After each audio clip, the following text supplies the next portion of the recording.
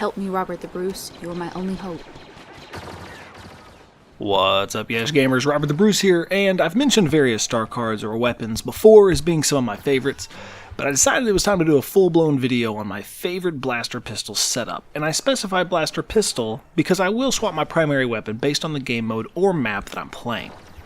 But first, let's cover exactly what setup I've got going on as an overview, and then I'll dive into why I like these things. Now, for my primary, it's easy to see I'm rocking the SE14C, and man, I do love this little blaster.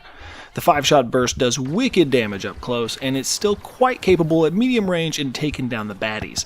Now, you can stay in the fight quite a while before overheating is an issue, and because it's a burst weapon, I think it's even easier to manage because you don't get trapped into just holding down full auto and overfiring quite as much.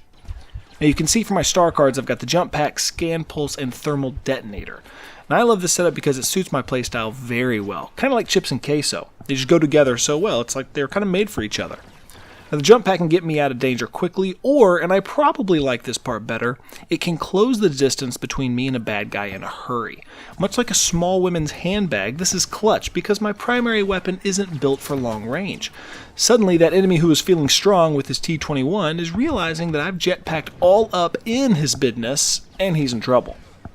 The Thermal Detonator is easy because it consistently gets kills, and it's awesome for crowd control. Now, much like the Velociraptor that you never saw coming, I like to do a whole lot of flanking and surprise the enemy. Now, when I stumble across 4 or 5, I can take out a few and then drop the Thermal Detonator while I pop around a corner and cool off my blaster. The enemies will either stay away or charge up and die by the detonator. It's a very nice tactic to use. A Scan Pulse fits right into all of this. Upgrade it and you can pretty much fire that thing off a few seconds after the last pulse wore off. It's a great help when you're behind enemy lines and need an extra advantage because you're outnumbered. Now lastly, I can't say enough good things about the Bounty Hunter trait. It randomly gives you power-ups when you kill bad guys. Having a droid or turret to drop is awesome when the baddies have discovered you flanked them and they're all charging back for you angrily. Snagging a thermal imploder when you found a nest of hiding enemies, well, that'll make even the grouchiest of players smile at least a little bit.